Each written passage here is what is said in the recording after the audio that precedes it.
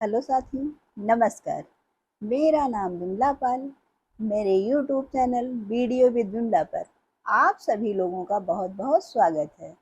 दोस्तों, और बताइए आप लोग कैसे हैं? आशा करती हूँ कि आप लोग ठीक होंगे, स्वस्थ होंगे, होना भी चाहिए। दोस्तों, मेरा आप लोगों से अनुरोध है कि अगर आप लोगों ने अभी तक मेरे चैनल को सब्सक्राइब नहीं किया है तो प्लीज़ चैनल को सब्सक्राइब कर दें, लाइक और कमेंट अवश्य करें। और जो लोग चैनल को सब्सक्राइब कर चुके हैं उनसे मेरा यह अनुरोध है कि वीडियो को लोगों में शेयर अवश्य करें। दोस्तों, आज हम आए हुए हैं आप लोग के सामने एक कहानी लेकर के। तो हम सुना रहे हैं आप लोगों को कहानी, पर उससे पहले एक चीज़ और कहना चाहेंगे आप लोगों से कि प्लीज़ वीडियो को ज़्यादा से ज़्यादा लोग सब्सक्राइब करें, क्योंकि आप लोगों को मालूम होगा कि हम हाउस वाइफों के ऊपर घर की कितनी जिम्मेदारी होती है। घर की पूरी जिम्मेदारियों को निभाना और उसके बाद यूट्यूब पर काम करना, लोगों के चैनल पर जाना, तो आप लोग का इतना तो फर्ज बनता ही है, अपनी बहन समझ करके, अपनी दोस्त समझ करके, जो भी मन हो वो समझ करके प्लीज़ ज़्यादा से ज़्यादा चैनल को सब्सक्राइब करें। तो चलिए हम सुनाते हैं आप लोगों को एक कहानी।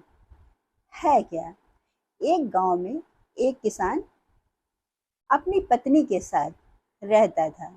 वह किसान अपनी पत्नी के साथ पूरे दिन खेतों में काम करता है और काम करने के बाद उस खेत से लकड़ियां बीन कर लाता, पत्तियां और ये सारी चीज ला करके उनको बेचता। बेचने के बाद उसी से अपने घर का खर्च चलाता। और कभी कभी तो ऐसा भी हो जाता कि उन दोनों पति पत्नी को खाना भी नहीं नसीब होता था, लेकिन फिर भी उस किसान की पत्नी बहुत खुश रहती थी। पर किसान को अक्सर यह सोचता रहता था कि ऐसा कौन सा काम करें जिससे कि वह बहुत सारा धन एकत्र कर ले।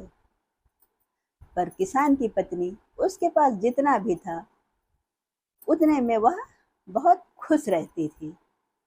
पर किसान अक्सर यही सोचता रहता था कि कौन सा ऐसा काम करें, ऐसा क्या करें जिसके कारण हमारे पास बहुत सारा धन हो जाए। एक दिन वह किसान जंगल की ओर लकड़ी काटने के लिए गया हुआ था। वह जंगल में काफी दूर चला जाता है और वहां जब जाता है तो देखता है कि जंगल के बीचों बीच में एक सुरंग बना हुआ है। पहले तो वह किसान उस सुरंग को देखता है, फिर उसके मन में यह आता है कि इस सुरंग के अंदर जाकर देखें आखिर में क्या है। वह किसान उस सुरंग के अंदर जाता है और जब वह उस सुरंग के अंदर जाता है तो वहां का दृश्य देख करके उस किसान की आंखें खुली की खुली रह जाती। अब आप लोग सोचते होंगे कि आखिर में ऐसा क्या है उस किसान ने देख लिया। तो चलिए हम बताते हैं। वह किसान उस सुरंग के अंदर देखता है कि सुरंग के अंदर बहुत सारा सोना चांदी भरा हुआ था।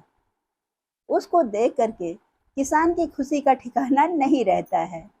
वह किसान बहुत जल्दी जल्दी सोना एकत्र करना शुरू कर देता है। वह जितना सोना इकट्ठा कर पाता है, ज़्यादा से ज़्यादा उतने सोने का गट्ठर बनाता और अपने घर को ले आता है। वह जब उस सोने को अपने घर लाता है तो पहले तो उसकी पत्नी कुछ समझ नहीं पाती है, पर जब वह देखती है कि इतना सारा सोना तो वह थोड़ा खुश होती है कि चलो ठीक है, हमारी दैनिक स्थिति अब ठीक हो जाएगी। पर किसान के मन में अभी भी लालच भरा हुआ था। वह अगले दिन भी उस सुरंग में बैलगाड़ी को लेकर गया और उसमें जितना सोना भर सकता था उतना सोना भर करके ले आया और अपनी एक कोठरी में जमा कर दिया। यह उस किसान का प्रतिदिन का काम हो गया था। यह देख करके उसकी पत्नी ने उस किसान को समझाया कि इतना धन एकत्र करके क्या करोगे? हमें उतना धन एकत्र करना चाहिए जितनी हमारी ज़रूरत हो, उससे ज़्यादा आप क्या करेंगे? पर वह किसान अपनी पत्नी की बात सुनने के लिए तैयार नहीं होता और वह सोना वहाँ से निकालता रहता था। उसके पास इतना धन इकट्ठा हो गया था जिससे वह अपना एक महल बनवा लिया और अपने यहाँ बहुत सारे नौकर चाकर रख लिए। अब किसान कोई भी कार्य नहीं करता था, सिर्फ वह घर में रहता था और अगर उसको किसी भी चीज़ की ज़रूरत पड़ती तो वह नौकरों से करा लेता था। एक बार उसकी पत्नी ने उस किसान को समझाया कि हमारे जो खेत हैं उनमें भी हमको बराबर काम करते रहना चाहिए, पर किसान मानने के लिए तैयार नहीं था क्योंकि उसके पास इतना सारा धन हो गया था जिसके कारण वह किसान वैभव और विलासिता का शिकार हो गया था।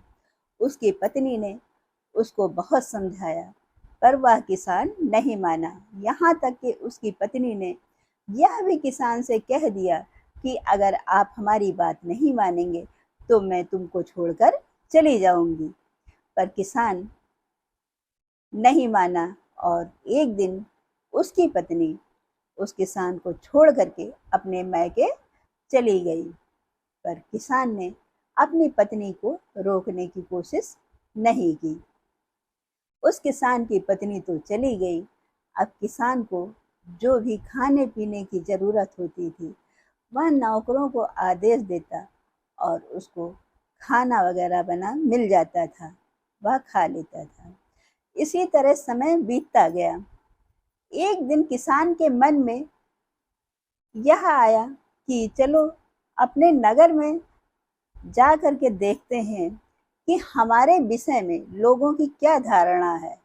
यह सोच करके उस किसान ने अपना भेष बदला और भेष बदल करके अपने नगर में निकला। वह निकला, इधर उधर गलियों में घूमता रहा।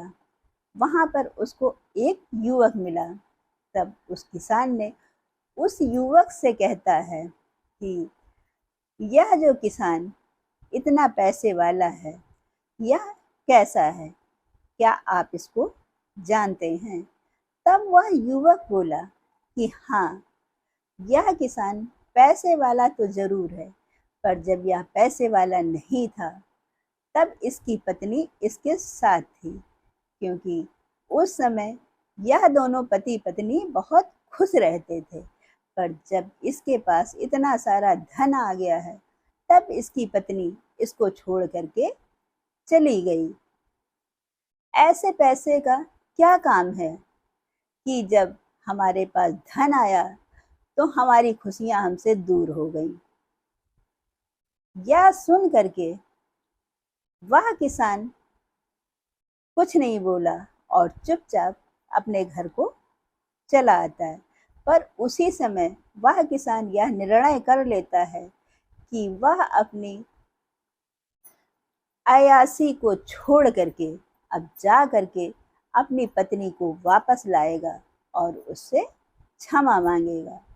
अगले दिन वह किसान अपनी पत्नी की मैके पहुंचता है और वहां जा करके अपनी पत्नी से अपनी की हुई गलतियों के लिए क्षमा मांगता है और अपनी पत्नी से यह वादा करता है कि तुम हमारे साथ घर चलो, अब हमारे से जो गलतियां हुई हैं उसको क्षमा करो और जैसा तुम कहोगी मैं वैसा ही करूँगा।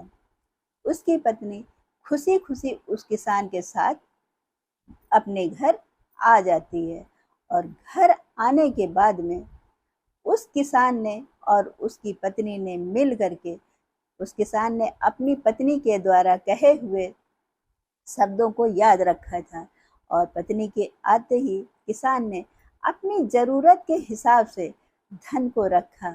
बाकी का जितना भी धन था वह गरीबों में दान पुण्य कर देता है। यह देख करके सभी लोग बहुत खुश होते हैं और वह दोनों पति पत्नी पहले की भांति उसी तरह हंसी खुशी जीवन यापन करने लगते हैं। तो दोस्तों, इस कहानी से हमें यह शिक्षा मिलती है कि हमें ऐसे धन से क्या है कि जब हमारे पास इतना सारा धन है लेकिन हमारी खुशियाँ हमारे से दूर हो जाएं। तो धन उतना ही एकत्र करना चाहिए, इतनी भी धन कमाने की होड़ में नहीं पड़ना चाहिए कि हमारे घर का सुख चैन ही हमारे से छिन जाए। दोस्तों, तो यह रही आज की कहानी। कहानी जैसी भी लगी हो कमेंट के माध्यम से अवश्य बताइएगा। और अब हम फिर मिलते हैं आप लोगों से अपने अगले वीडियो में। तब तक के लिए नमस्कार, जय हिंद, जय भारत।